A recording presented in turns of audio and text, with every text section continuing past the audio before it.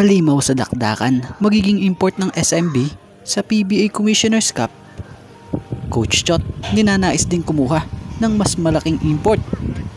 Bagong team ng Hong Kong Eastern na magiging team sa PBA, may bet-bet na dalawang manlalaro mula sa dating Bay Area Dragons team, Reres back, at coach team may ipinagkatiwala ng desisyon para kay Brownlee for PBA Commissioner's Cup.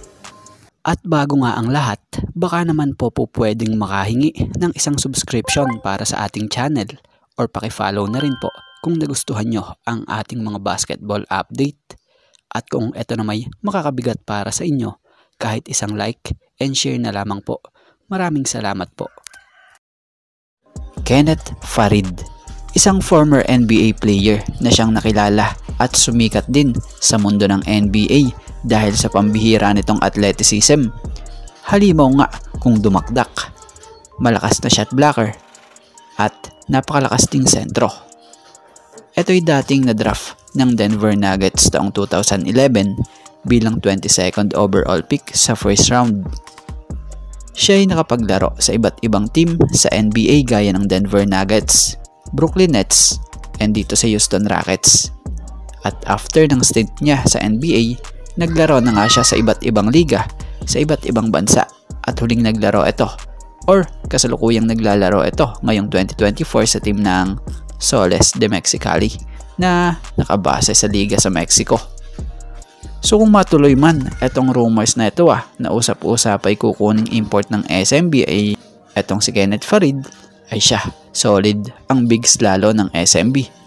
Yung may John Marpahardo ka na, tapos sasabayan mo pa ng isa pang Kenneth Farid na pupwede sa 4 or 5 na posisyon, ay siya, tinding lakas lalo ng team na ito.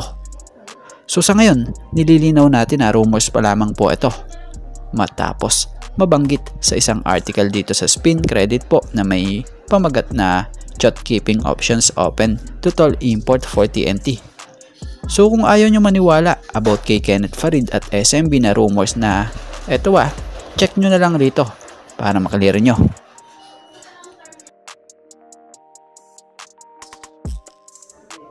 Kobe Lam and Glenn Yang. Sino ba naman ang makakalimot sa dalawang player na to na dating naglaro na rin sa PBA sa dating guest team na team ng Bay Area Dragons at this Commissioner's Cup.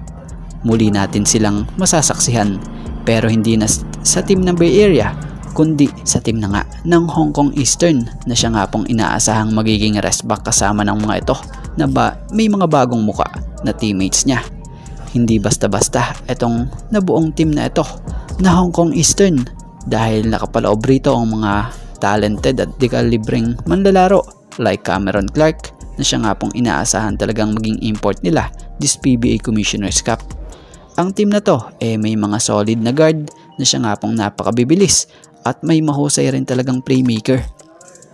May mga bigs nga rin ito na dominant pagdating sa ilalim. At mapunta tayo rito sa import ng Hong Kong Eastern na si Cameron Clark.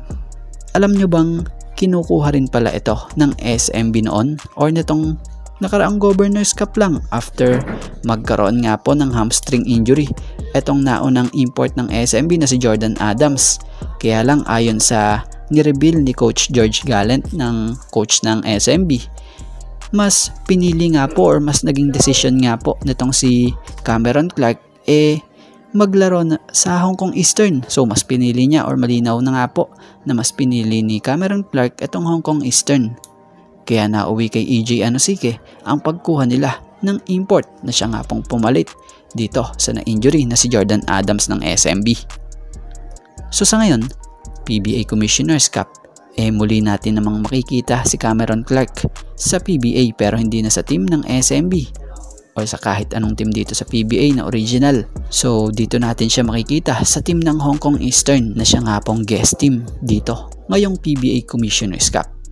Sa mga hindi nakakaalam former NLEX and SMB import nga po itong si Cameron Clark.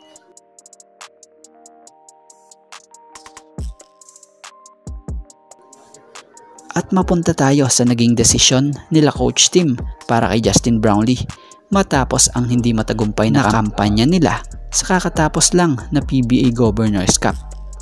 So nilinaw sa lumabas na latest report dito, ang plano ni Coach Tim at ng Ginebra ibalik si Justin Brownlee para sa PBA Commissioner's Cup. Pero ngayon, binigyan nga nila ng pagkakataon si Justin Brownlee para makapagdesisyon. Sa isang interview nga kay Coach Tim, base sa pagkakaintindi natin, hawak ni Ginebra resident import Justin Brownlee ang desisyon kung gusto niyang maglaro muli sa Commissioner's Cup o kung magpapahinga muna ito matapos ang sunod-sunod nitong commitments mula sa Indonesia, Gilas Pilipinas at dito sa Ginebra. So kung titingnan mo naman napakabait ng coach na ito, maging ang management, dahil yung import mismo ang pinagdedesisyon. So malinaw na iniisip rin talaga nila yung health or kalusugan nitong si Justin Brownlee at yung kapakanan, dahil kung nanaisin nga ni JB na magpahinga, okay lang yan para sa koponan ng Ginebra, dahil deserve naman talaga nitong si Justin Brownlee matapos ang ginawang effort niya at lahat ng mga ginawang pagtulong niya, mapagilas Pilipinas man yan at Barangay Ginebra. At kung gustuhin man ni JB na lumaro pa rin para sa PBA Commissioner's Cup, mas okay yan sa Ginebra, dahil gamay na nga po ni JB ang sistema. So hindi na sila mahihirapang mag-adjust dahil gets ni Justin Brownlee yung sistemang umiikot sa team na ito. At malaking tulong pa nga rin talaga itong si Justin Brownlee para sa kanila.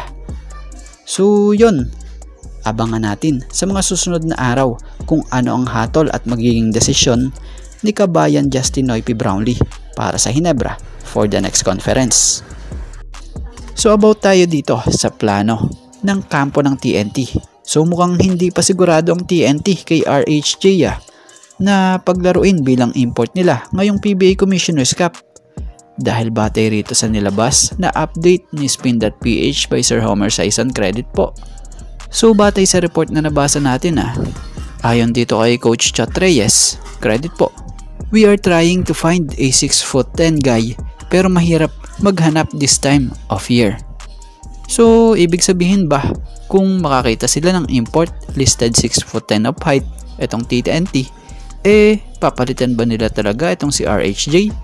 So siguro kaya rin nila naisip pa yung ganito dahil sa mga ibang team nga po kumuha na ng mga naglalakihan at nagtatangkaran na malalaking import. Yung iba pa nga umabot pa ng 7-footer ang kinuha gaya ng Terra Firma.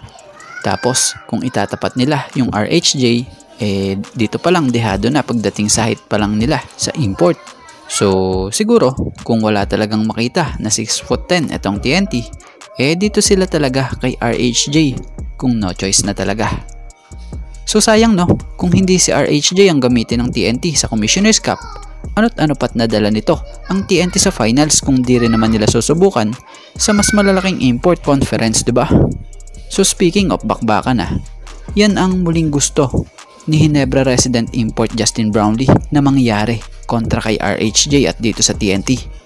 Dahil bigo mang masungkit ng Ginebra ang kampyonato sa kakatapos lang nga po na PBA final sa Governor's Cup kontra TNT, desidito nga po etong si Justin Brownlee na rumesback or makaresback sa TNT at dito kay RHJ sa Commissioner's Cup. So yan,